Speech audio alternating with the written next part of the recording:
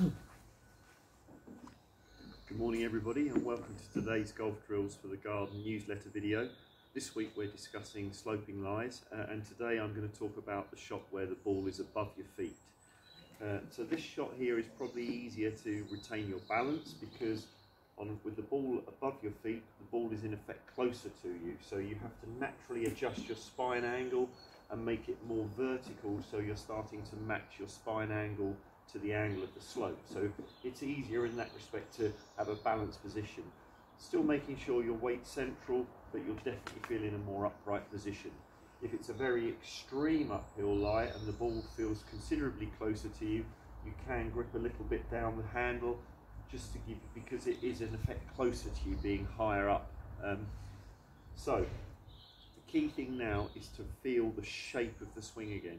And this, with the ball well above you and the spine more vertical, is going to produce a much more rounded, flatter type golf swing. So you've got to get used to the feeling of that shape of swing around you. And again, the critical thing is having practice swings and getting a feel that you can clip the ground in the right place. So if you can have a drop just inside the ball and it's still the same slope, lots of practice swings, making sure you can clip the ground. And that's making sure that you've firstly adjusted your spine angle correctly, and secondly you're allowing the natural shape of swing around your spine to develop rather than swinging to where you might do for a normal shot. So once you've done that, that's going to enable you to strike solidly into the back of the ball. The next thing to consider is the direction of the shot.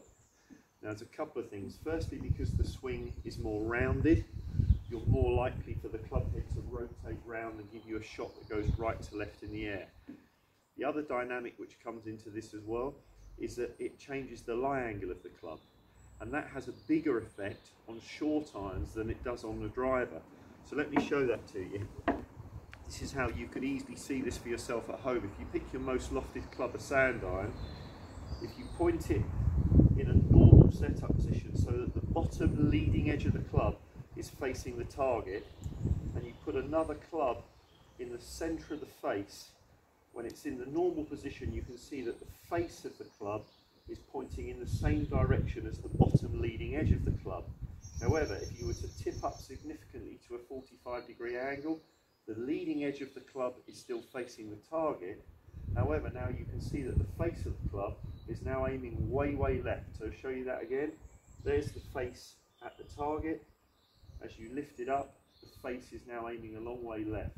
So you can see why, with the ball above your feet with a lofted club, when you return to impact, the face of the club is pointing way left. So that's why you can hit lots of shots very much to the left with lofted clubs when the ball's above your feet.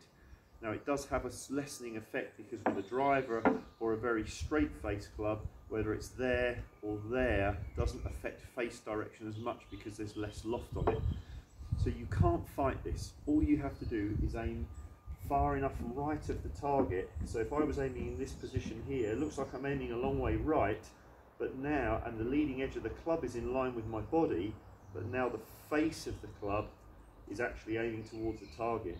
So I could just swing down the line of my body and the face of the club will hit it actually down the target line. So you mustn't fight it, just aim right, and with practice you'll get a feel for how much loft and how much slope has the variation on sending it further left than you might expect. And you have to try and study where the face is aiming rather than the leading edge of the club. So have a tinker with that at home with different lofts of club, lifting it up by different amounts, and see if you can start to see the actual direction that the face is aiming when it's in this higher position. So something to experiment with, and see you tomorrow.